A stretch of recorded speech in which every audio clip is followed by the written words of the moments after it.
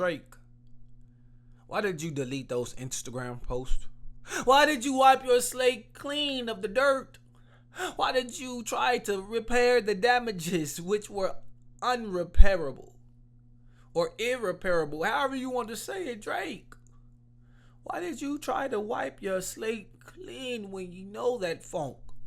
When you know that stankiness is still up on you? Drake has deleted the Instagram post. He's deleted, right, the evidence, the proof of the whole battle. And I believe that was also strategic. I believe that also made sense because if you listen to what Drake said and did on the battle, then you have to also go back to see what Kendrick said and did and what was said about Drake, and it points back to the certified pedophile line. So honestly, I'm not mad at Drake for doing it because he pretty much got to get that shit off him. He pretty much got to get that stain off him, and not just because the loss of the battle, but because of, the name, the damage, the stain that it gave to his brand for going to battle, and for Kendrick saying these things about it, whether it be an inflammatory, whether it been true, whether it been false.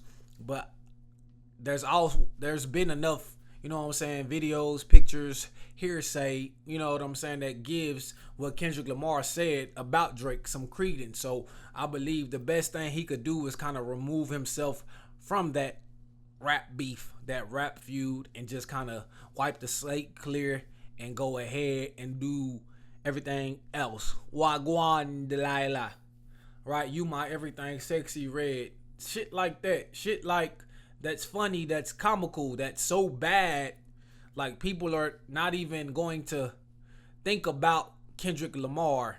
People are not even going to be thinking about how Drake lost the rap feud. They just gonna be thinking about what the hell is Drake doing right now. So everything Drake is doing to me is kind of like a distraction to get people eyes off of what happened during the beef, or really just the brand, the image, right? Kind of how his image was tarnished through going through the beef. So I understand it, right? But at the same time, it's like, damn, bro, you need to sit in that shit. You need to take your L, hold your L.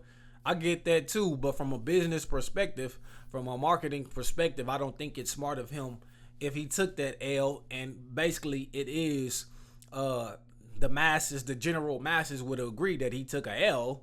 So if he took that L, it would make sense that he would try to get away from it because of what that L represents to his brand and represents to his image. So from a business standpoint, it's a smart move. From a competitor standpoint of just standing in the L, holding the L, taking the losses the same way you take your wins in public, right? I believe, okay, we could be critical of that, but at the same standpoint, bro, he trying to get that money. He care about the fame. He care about the people that's liking him. He care about generating that revenue, right? Because shit, he doing all these tours, he doing all these albums. He got obligations to fulfill. And if he's going to fulfill those obligations, he kind of got to get that smut off of him, right? He kind of got to get that residue from this rap feud off of him. Otherwise, he'll be forever blemished, forever tarnished. And so he has to move in a way that will take people's minds off that will distract the public and to be thinking of him in another way, right?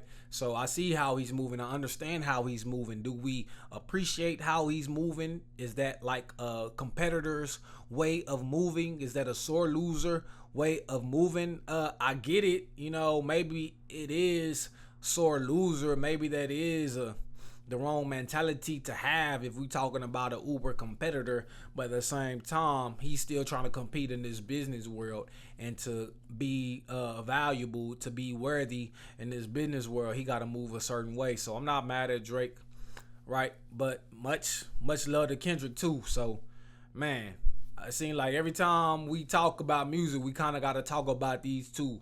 And I believe that's where 2024 is headed. That's where the summer is headed. Drake said, look out for some new music in the summer. We already hear that we're getting this Kendrick album in the summer. So I believe these guys are going to be talked about all year in 2024. And when we reflect towards the end of the year, the things is going to be brought back up. And we're going to start with that Cat Williams interview. Right? So, man, shout out to them.